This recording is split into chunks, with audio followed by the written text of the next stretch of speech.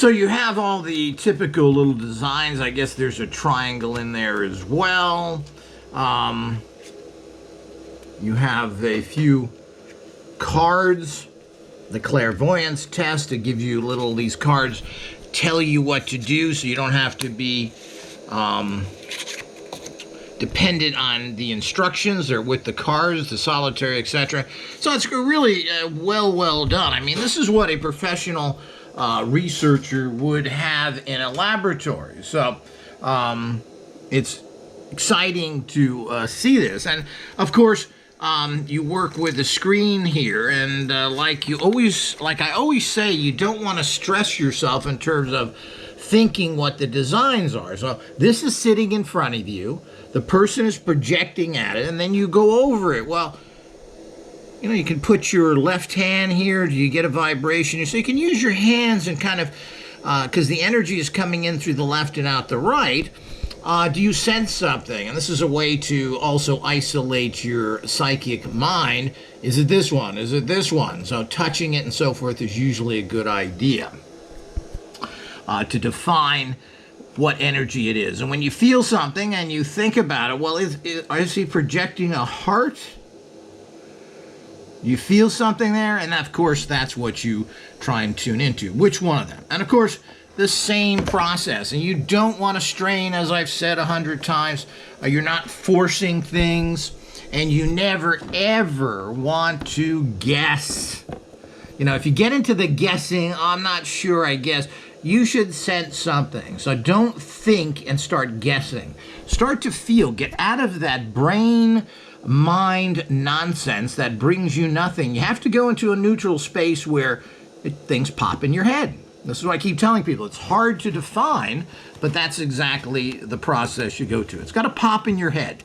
It's not, you're not thinking it. You're not concentrating on someone sending you these. It's completely different than regular brain frequencies, which you could say are Hertzian in nature, which you can pick up with certain equipment. What you're really doing is picking up this very interesting energetic field called the informational energetic fields. And they are not Hertzian in nature. They are not frequency based. Very, very interesting. So you got to understand that. So it's not a thinking, concentrating process. So again, here's all the cards. They're all nice. Let's see what the, they all have this on the back, which is kind of cool.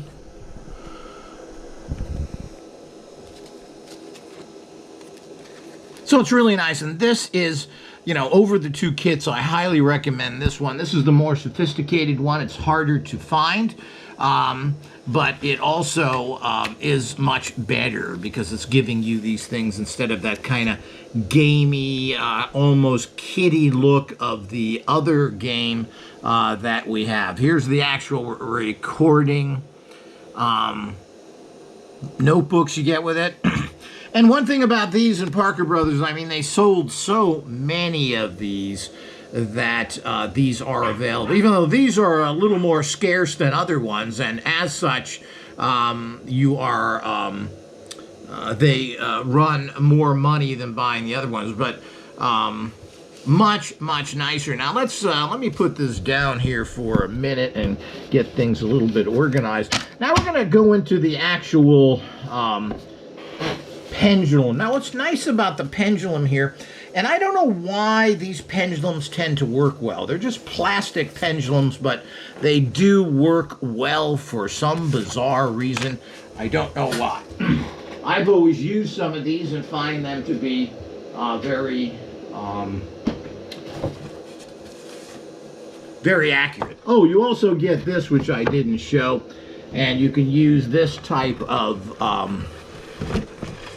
this is basically for groups. So if you've got a bunch of people, they recommend you use this, which has more privacy for certain. And it shows you how to use this. On the other side, we have the colors. And it shows you in the book. I'm not going to go over it, but you get this big thing if you want to have 4 or 5 people, which is unlikely in this day and age. But if you have 4 or 5 people doing things, you can use the big actual screen there. Now, here's the actual pendulum stuff, and you know, it's quite interesting and unique. Let me go over here of how you actually set up the use of your pendulum. And I don't want to go too much in detail here because it's kind of, it'll get boring and people, I'm not going to spend 20 minutes to tell you how to use this or not, but this is a, you get basically what's considered, this is a hard plastic pendulum chart.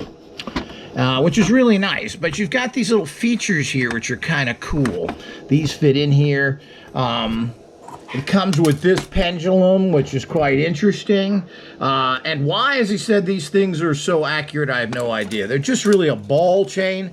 This is just empty plastic. I mean, it may be the fact of these shapes, which are this, I call these bullet type shapes, that may pick up the energy well. And the fact that this is, light, may be a major positive factor of why these things tend to work so well. It's really hard to say. So, this is part of finding what pendulums work good for you, but it seems like these work well, and I tend to use these pendulums constantly because I do get such good results with them. I've got all sorts of fancy ones, but every one that comes with his particular tools seem to work really well. As I said, they're light. The chain is a nice length. I don't know. They just seem to work. So what they do here is this is a very cool pendulum board. So it starts off with the actual pendulum board. It's always difficult getting these things to stand up. Let me get this out of here. Okay, and get back to it comes with a pen, and this is a round circle that fits in here. The actual cards, when you store them, go in here, and this is nice too. So the cards actually, where did I put the cards? Move them somewhere. But the cards actually go in the center there for storage, and that's nice as well, because if you have a good kit, if you have a nice box like this, which is a good size, unlike those long game type board game boxes, it's easier to store. And what's nice is here's where you put the cards. The cards go right in here and they all fit there. Well, that way you don't lose them. So that's a nice little feature. The pendulum fits over here. So the pendulum goes right in here to store it as well.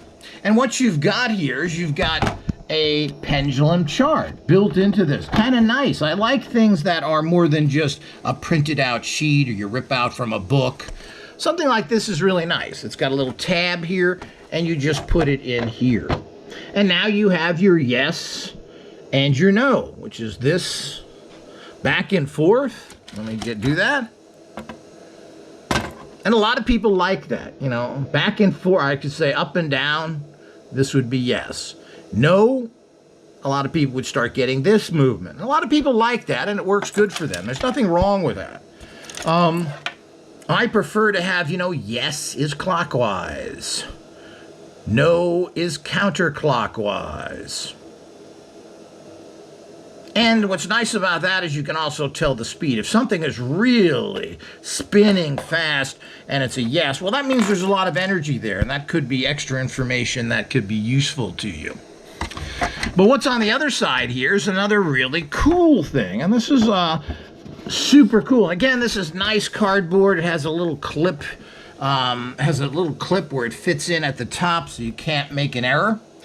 And this lets you find your own yes and no. Well, how cool is that? So you can go on here and say, give me a yes. And of course, my yeses, because that's what I work with, are always clockwise. So what it gives you is a way of fine-tuning this. So if you get someone new, you can bring them to a board like this and you can figure out the movements, which is important. What people don't understand is that the pendulum needs to be told, and you need to know what a yes and no is. What is a maybe? What is undecided? You know, if you don't know that ahead of time, then you're not really working properly.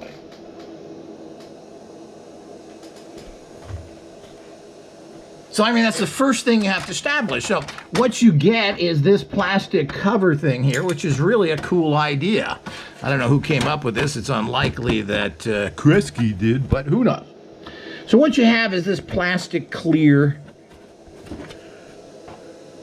but it has these indentations in it for these plastic discs, which I'll show you right now. So,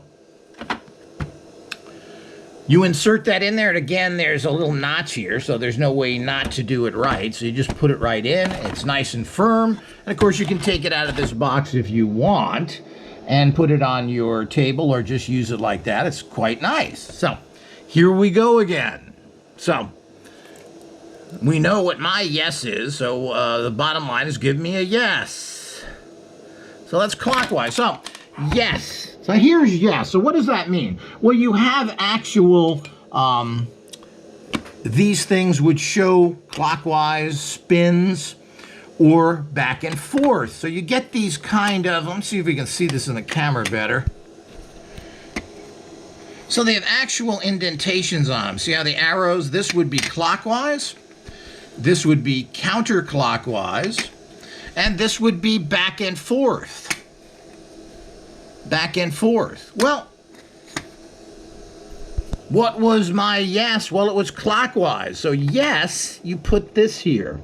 And we know that no would be counterclockwise. So right now you figured out what the pendulum actually means. So, and you can do this with each person.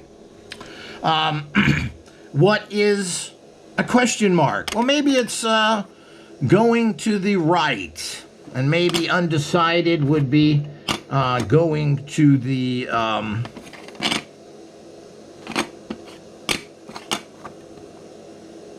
how's that work? Here we go.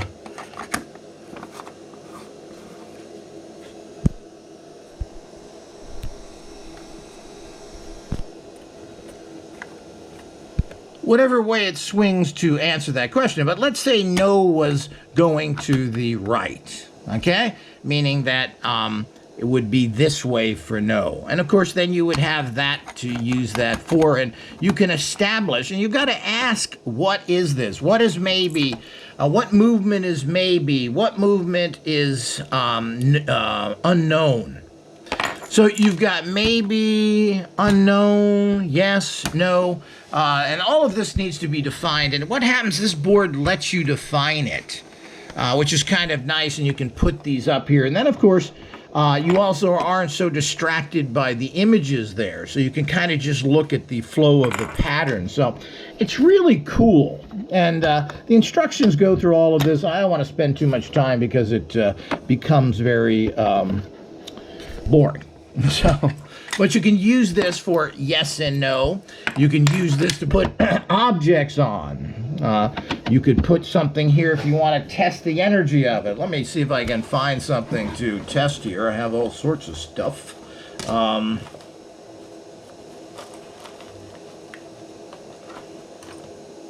What do we got here? Okay, we'll put this on here. This is a special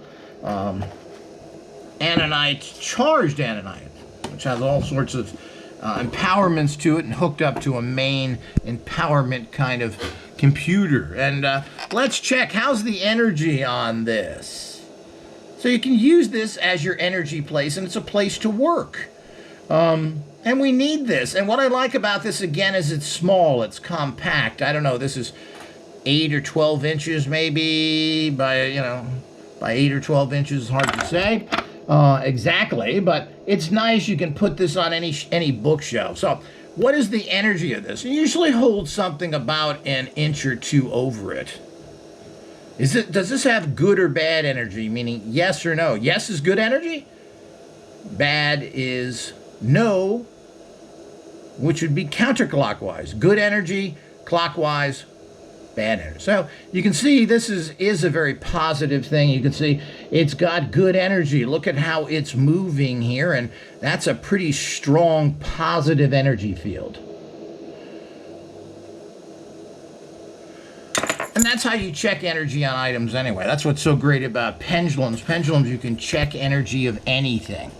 And to see if it's good or bad, and particularly good or bad for you. Now, one way it's good or bad for you, let's just lay this down here, is you would hold it in your left hand, and is this good for me? Yes or no? Yes being clockwise, no being counterclockwise. Is this energy good for me?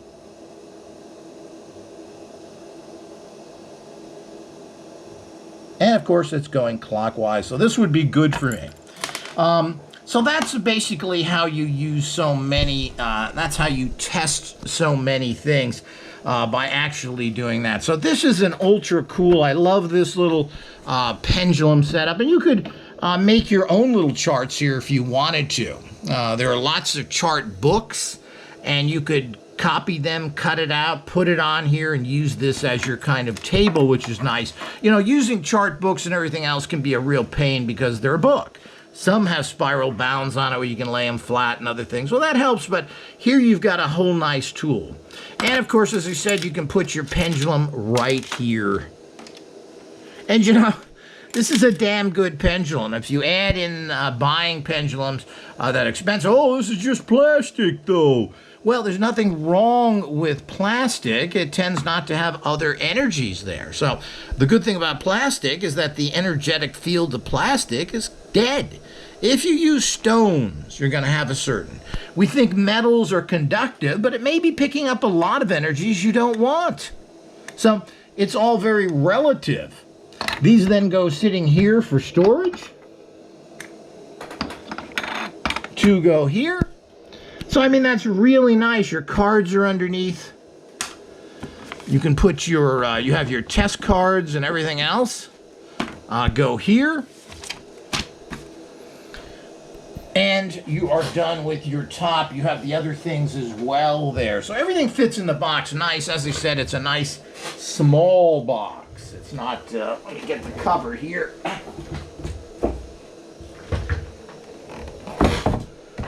Yeah, it's probably a foot. So it's a foot by a foot. So that means that it's not that long board game size, which is very awkward to put on bookshelves in particular. This is not awkward. This is fits perfectly on any bookshelf, and it's kind of, everything is contained in here.